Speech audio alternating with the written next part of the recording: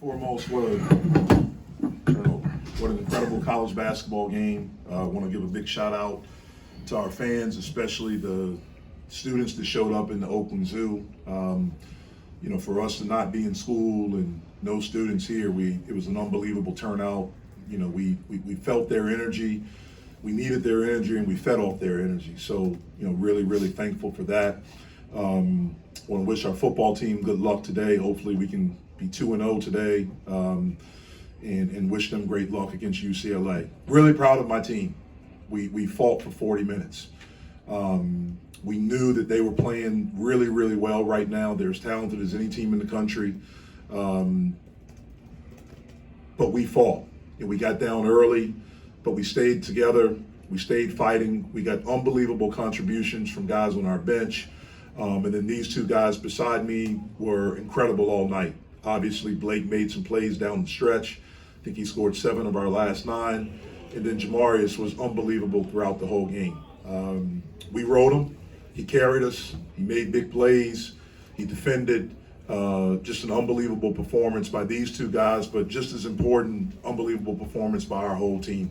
Guys stepped up and made big plays. I'd be remiss if I didn't say this. I thought a guy that really stepped up and kind of turned the game around for us was Nike Savande. His energy, he's a guy that didn't play much last game.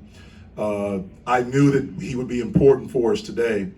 And his energy, his driving, his passion, his finishing, his passing, all of those things were huge plays for us. He had a 2-play stretch where he drove it, drew contact, hit Nelly. Nelly hits a 3, then he comes down and he drives it again, and he gets fouled and scores, I should say.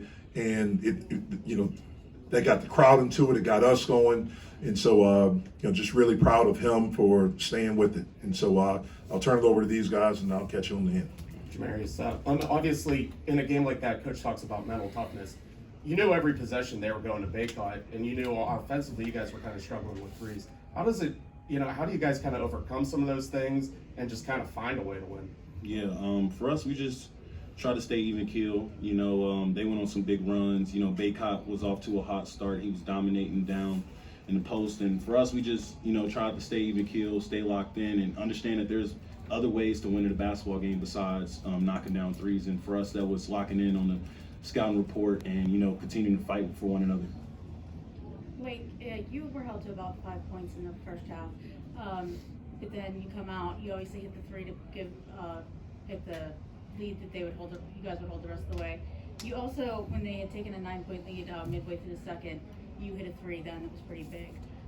Were you like looking to push yourself more in the second half because you were held to only 5 in the first? No, I play the same way every time. 5, 10, 0, but it doesn't matter. I'm going to play the same way.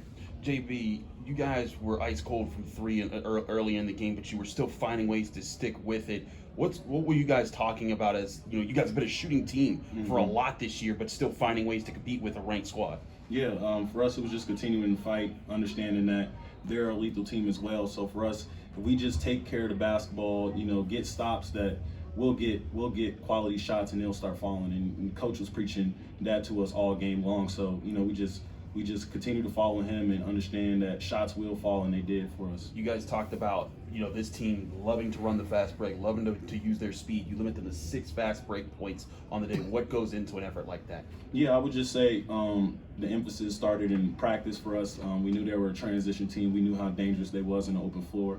So for us, it was just getting back, identifying the man, understanding that you might not have your guy in transition, but getting on somebody is very important. And for us, we just tried to make sure that we got back and made them see multiple bodies. It seemed like Baycott started off really hot, but you guys were able to slow him down at least a little bit. Still ended up getting a double-double. But what went into defending him kind of later in the game and as the game wore on?